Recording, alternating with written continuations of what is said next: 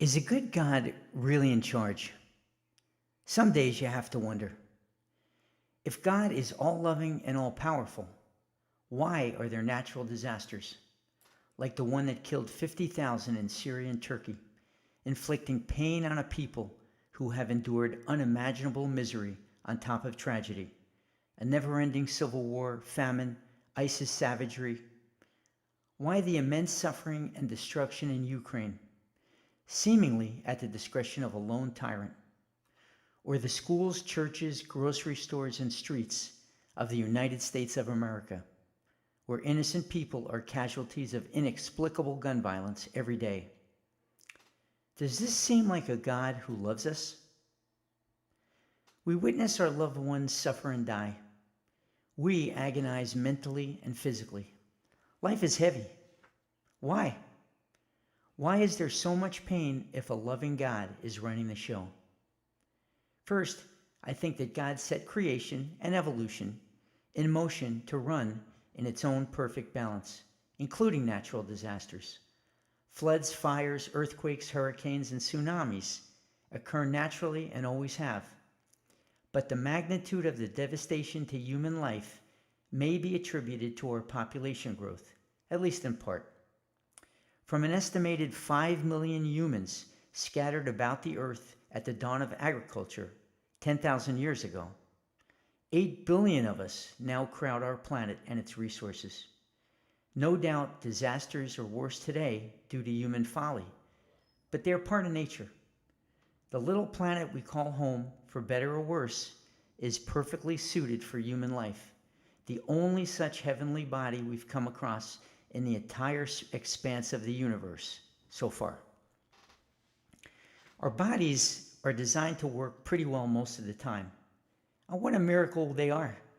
The best and the brightest today, harnessing all the computer processing power in the world, still can't equal the reasoning magic endowed to the human brain. Our minds and bodies work great, but they break down eventually. We are not designed to live forever. And God does not promise us a pain-free life, no matter how good we believe we're living it. What he does promise is to accompany us through the muck. I've heard it put this way: God doesn't promise to deliver us from our troubles, but will always deliver us in the midst of them. There are many places in the Bible you can find this promise articulated. One of the most steadfast is from the First or Old Testament, Isaiah 41:10. This is the word of God. So do not fear, for I am with you. Do not be dismayed, for I am your God. I will strengthen you and help you. I will uphold you with my righteous right hand. Is it a compassionate God who promises to walk with us through our darkest times? I would say so. Man's cruelty to man is harder to rationalize and accept if you believe in an omnipotent, loving creator. In fact, it serves as evidence for some that God is neither compassionate nor in charge, nor even a very capable creator, given how flawed we are. Violence erupts in the troubled, as well as in those who act with cold calculation and clarity. If God is omnipotent, why does he allow us to inflict so much horror on each other? Why are we created with such a capacity for cruelty, avarice, and indifference to the suffering of our fellow human beings? I don't know. But like any responsible parent, God doesn't leave us without guidance. The Bible illustrates how to live in a way that minimizes the damage we do to each other and to ourselves. Love God, treat others the way we would like to be treated.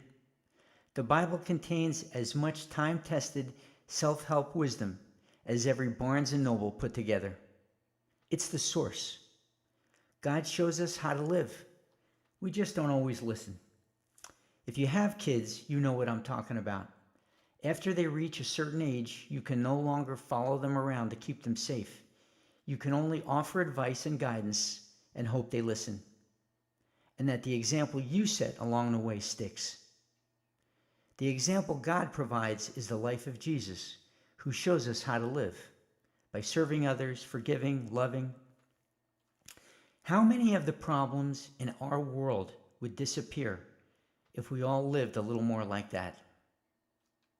Ultimately, we are promised eternal peace in the world after this one, whatever and wherever that may be.